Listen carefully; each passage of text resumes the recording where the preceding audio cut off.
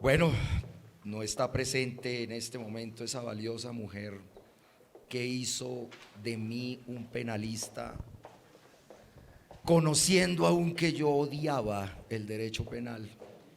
En la universidad era un civilista excelso.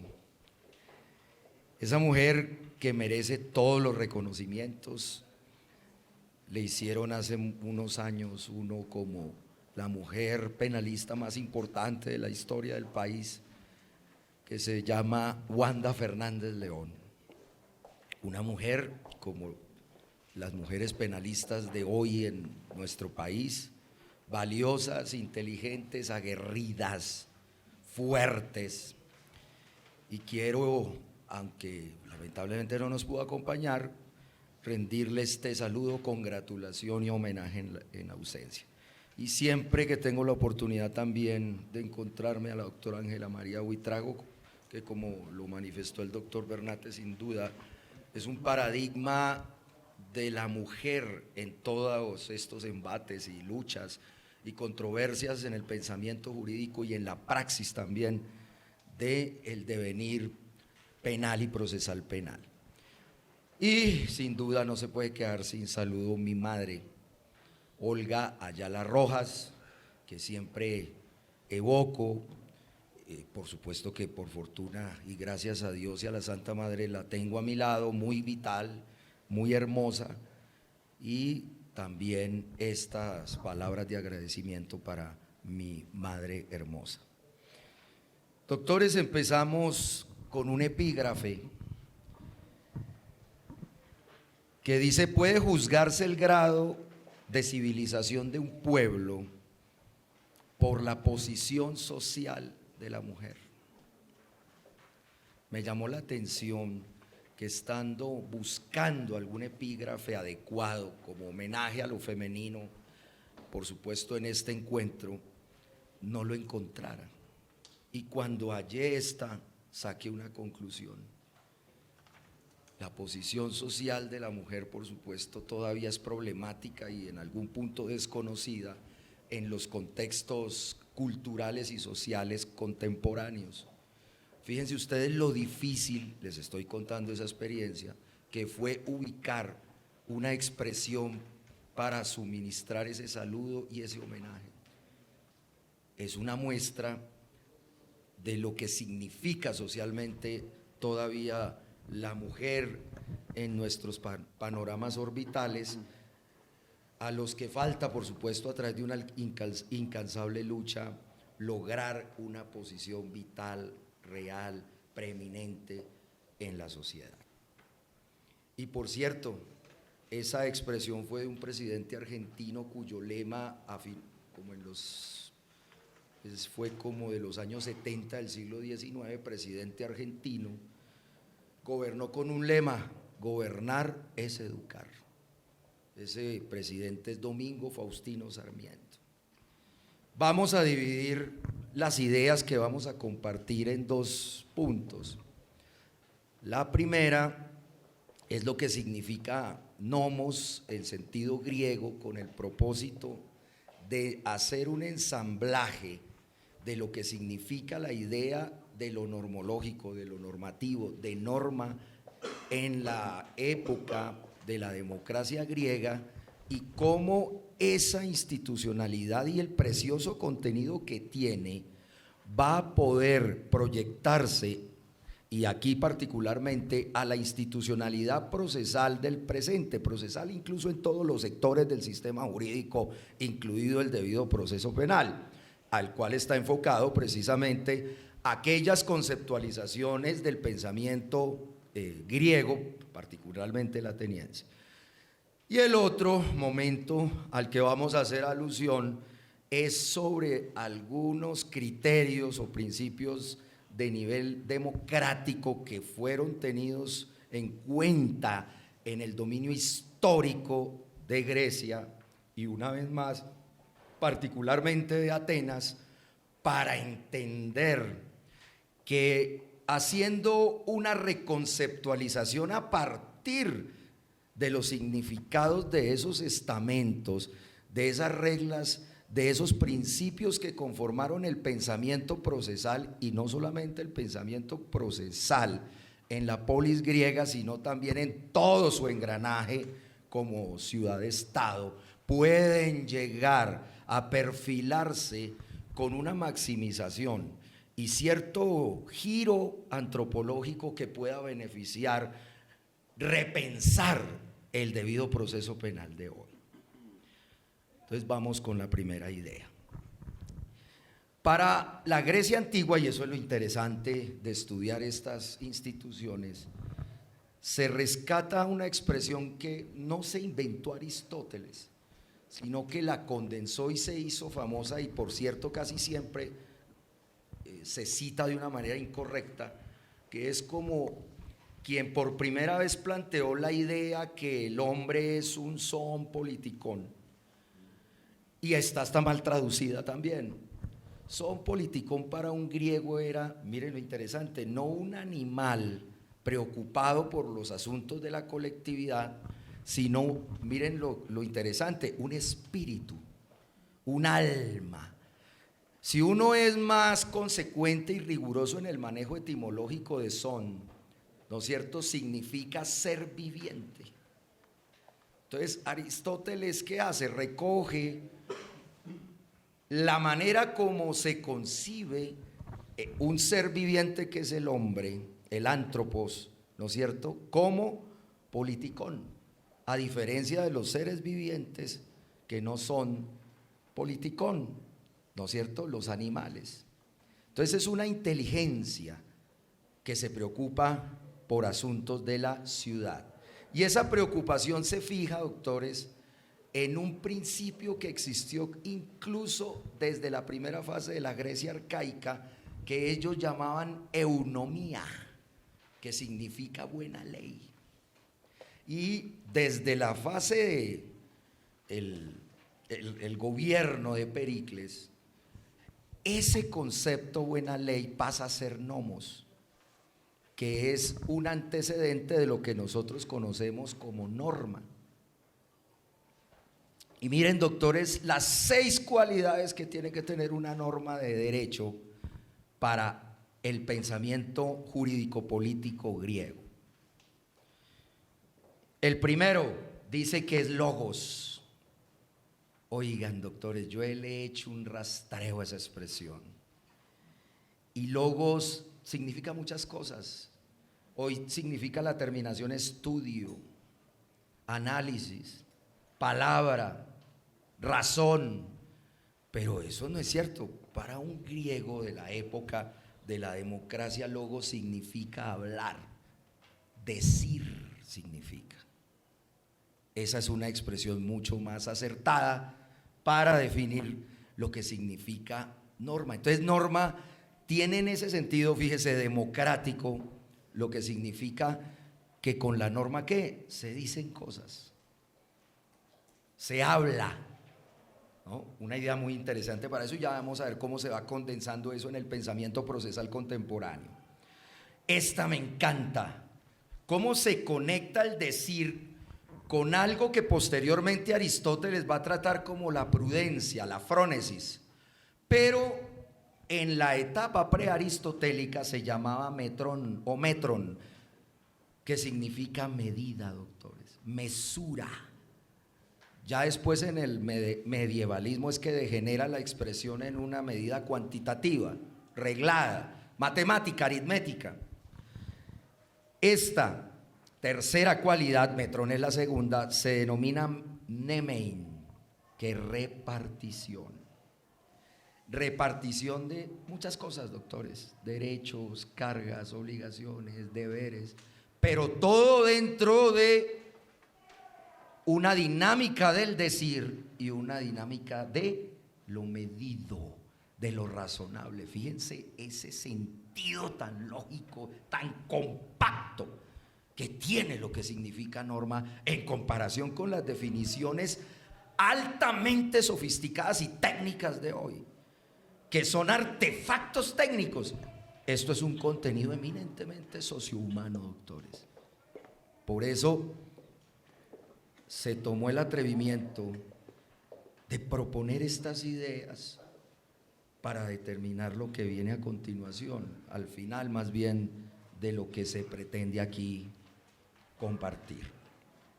Miren esta otra, doctores, que cuando leí quedé impresionado. Cómo se habla, cómo se es prudente o justo y cómo se hace la repartición de bienes e intereses. Y miren que aquí pitagóricamente en el derecho griego se dice a través de una melodía, porque la norma, miren la percepción de un griego antiguo, la norma es una música que hace que la sociedad la escuche y viva en armonía, con H, armonía, se decía en griego antiguo. Mire cómo se va construyendo toda una idea socioindividual de lo que significa norma. Cratein, que es el precedente del autónomos. Cratein es un poder, bueno, ahí faltó escribir eso, que es un poder que se da uno a sí mismo. Es decir, esta tipología de lo que significa norma entiende, esto es prekantiano, digámoslo así, pero con un contenido bastante similar al kantismo, a Kant y al kantismo, en el entendido que las normas que digo, que mido, las normas que formulo para repartir, que me definen una sociedad cordial, generosa, benevolente, armónica, parte de proposiciones independientes. Es decir, no esta negación o la Cratein niega la heteronomía. ¿Qué quiere decir? Que las normas jurídicas terminen producidas e impuestas por estamentos o fuentes jurídicas que no provengan del propio individuo, ¿no es cierto? Por cierto, que es lo que fija la democracia. La quinta característica, mire cómo se va encadenando una vez más. La norma dice, se mide, reparte, genera cordialidad social, garantiza una autonomía y eso me produce un efecto, la común unidad. Todos somos uno, eso es lo que significa en griego antiguo comunidad. Y falta algo que, por cierto, me lo enseñó Wanda Fernández León y que yo trato de aplicar en mis casos, particularmente en audiencias. Yo le escuchaba siempre hablar a ella de pedagogía procesal, de ilustración procesal, de enseñanza procesal. Yo recuerdo mucho eso. Bueno, me puse a la tarea y dije, sí, tiene razón. Ya con la madurez y el paso de los años me di cuenta que en el derecho griego eso era usual, porque el acto de audiencia, y por cierto lo fue en Estados Unidos y en Inglaterra hasta finales del siglo XIX, el acto de audiencia de cualquier proceso jurisdiccional obligaba al administrador de justicia no solamente a resolver un conflicto, sino que también ese proceso de gestión jurisdiccional tenía que servir y ser provechoso para educar. Por eso la última característica de norma en derecho griego era la paideia, que era educación. Fíjense ese concepto tan evolucionado de lo que significa norma en derecho griego, doctores. Y miren esa caracterización de las normas en el derecho griego, como desciende al debido proceso penal. Pues obviamente que ellos no entendían lo que era proceso debido, pero para que ustedes me entiendan y hacer como una especie de retrospectividad del término debido al proceso jurisdiccional griego, pues hace esto que se desarrolle en algunos valores democráticos que el pensamiento jurídico griego consideraba valioso. Y miren esto tan interesante, doctores, solo conocemos la historia pendenciera del proceso jurisdiccional griego.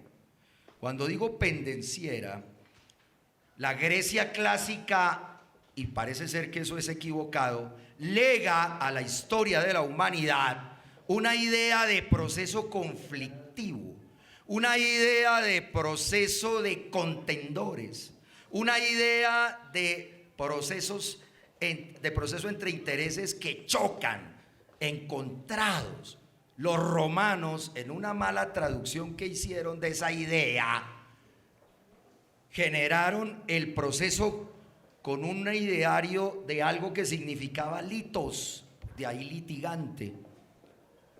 Litos es el choque entre dos piedras para que produzca candela. Un litigante se enfrenta a otro para eso. Uno se tiene que, esa es la idea pendenciera, digámoslo así, conflictiva de lo que significa proceso. Vamos a darnos candela y a producir aquí fuego. Y eso llega al extremo equivocado en el proceso contemporáneo, que a veces hay colegas que ni siquiera lo saludan a uno. La cosa se vuelve más allá de lo institucional para resolverse, lamentablemente, en un tema personal. Pero bueno, viene el camino griego y dice, ese no es mi ideal. Yo soy una sociedad racional, el pensamiento griego. Y miren toda esta belleza, yo no se los voy a... No voy a hacer alusión a ellos, sino que me tomé el atrevimiento de escribirlos para inquietar, no fue más. Pero voy a mencionar 7 criterios que un buen jurista griego, que no lo sabía, era el logógrafo, que era una persona que se encargaba de escribir discursos. Por ejemplo, el doctor Bernate lo contrataba, le pagaba unos honorarios, o sea, que eran de honor, digámoslo así, eso es un término latino, pero bueno. Y la persona interesada en defender al asunto, que no era abogado, no existía esa profesión, no existía esa institución, se aprendía esos discursos de memoria e iba allá al foro, al ágora más bien en Grecia, a defender un caso memorizado, doctores. Pero bueno, más allá de ese proceso de desencuentros, de pugnas, de luchas, de batalla entre intereses encontrados, un griego aspiraba a lo siguiente, ¿no es cierto? Decía, un proceso diálogos que lleve hacia una palabra conciliada. Yo no les escribí eso ahí, pero eso es lo que significa. Acuérdense que la norma es armonía. Y el griego, cuando se dio cuenta que el diálogo era un camino alterno y superior al de las armas, pues abogó por esto. Fíjense, una cosa tan inteligente como eso. Y decían, un diálogo, desde que empieza el conflicto mismo, porque habían unos mecanismos como especies de filtros, antes de que se llegara la defensa del caso ante mínimo 501 jurados, imagínense la cantidad. O sea, juicios en Grecia al parecer habían todos los días según lo que he leído, pero miles de casos no llegaban a ese escenario. ¿Por qué? Porque había un representante del gobernante de turno que se encargaba como de controlar y depurar los casos que valían la pena para entreverlos y definirlos a través del espacio controversial del ágora. Entonces miren, doctores, ese ideario y ese intento lo hacían el derecho griego antes de llevar el caso al ágora. ¿Qué quiere decir el derecho griego con esto? Que en lo posible las partes en conflicto tenían que estar dialogando frecuentemente, planteando propuestas asiduamente, y si era inevitable, el caso podía llegar eventualmente, permítanme esta expresión así, al litigio en el ágora. Bueno, miren esta que Foucault, yo la conocí por Michel Foucault y comencé a mirar en textos de derecho griego, muy difícil, ¿no?, encontrar eso, y fui a historia antigua, historia general, para mirar qué era parresia o parresía. Foucault la tilda, ¿no?, que eso es válido en griego, la acentúa en la I. Todo el tiempo Foucault, si ustedes ven la obra de él, aparte de la dicción de la veracidad, que es algo que él critica, lo que le importa es la parresía del griego ateniense. La parresía para un griego ateniense es: hablemos con sinceridad, hablemos con franqueza, démonos una apertura dialógica, arreglemos. ¿Ven? Parresía procesal, podría decir uno. Hoy los procesos penales contemporáneos comienzan a darse esa posibilidad, pero lo paradójico es que cierran unas puertas y abren unas, por ejemplo, como estas, para este hablar franco, donde podría uno plantear instituciones como la conciliación, la amigable composición, pero que todavía son escasas, un poco miserables, digo desde el punto de vista reduccionista, que no tienen una operatividad macro en el interior del decurso del debido proceso penal. Viene una interesante que es el anaclasis, que es: antes de dialogar, pensar todos los criterios de la norma y plantear propuestas, dice el pensamiento griego, reflexione. ¿Ven? Aproveche esa oportunidad, es decir, no llegue a improvisar, no llegue a plantear propuestas ni discursos imposibles ni improvisados. Salto, doctores, porque el tiempo por supuesto es corto y hay que respetarlo, a algo que ellos llamaban la sofrosine, que fue lo que Aristóteles posteriormente llamó, incluso el papá de Sócrates se llamaba así, sofronisco, pero es sofrosine, que significa el imparcial, ¿no? Un decir imparcial, un reparto imparcial, una medida imparcial, una armonía imparcial, un diálogo imparcial, una isofonía, isotimia y todos aquellos componentes que allí se plasman, podrían generar, y aquí cierro la idea, un proceso que nutriera, que complementara permítanme esta expresión, como ese contenido tan limitado de lo que significa lo debido en cualquier proceso y particularmente el penal. Las teorías de la justicia contemporánea, sin saberlo quizás, ¿no? Tal vez el pensamiento alemán de los primeros 30 años del siglo XX y todo el siglo XIX fueron conscientes de esta institucionalidad para que tuvieran una aplicación dentro de la dinámica y ejecución de decisiones de carácter estadual y jurídico. Pero lamentablemente eso quedó textualizado, se olvidó, y muchas de las instituciones, por ejemplo, constitucionales que hoy imperan, son un fiel reflejo de lo que fue todo este engranaje, todo este pensar de lo jurídico griego en el mundo antiguo. Y si uno podría hacer un ejercicio de verificación de esos procesos jurisdiccionales de apertura, de contacto, podría uno mirar, por ejemplo, el proceso amicia amicus de Cicerón. Solamente los menciono, que estos son gestiones institucionales a nivel de Estado con el propósito de generar el bienestar, la armonía, contactos ciudadanos valiosos, racionales, razonables, no solamente en cualquiera de los escenarios distintos al jurisdiccional, que administra y gestiona la juridicidad y la estadualidad de determinada sociedad. Hay uno que me encanta mucho, pero pues me parece que todavía le falta un desarrollo, pero las ideas principales están justamente elaboradas, que es el proceso cordial, no solamente a nivel macrosocial, sino en todo el escenario de la filósofa española Adela Cortina. Me encanta uno del siglo XVIII, que se reparte entre Hutchinson, que es un filósofo inglés, Adam Smith, en su teoría de los sentimientos morales, y por supuesto uno de los amores de mi vida, que es Immanuel Kant, que habla de procesos estaduales de tipo benevolente, dice, de buena voluntad.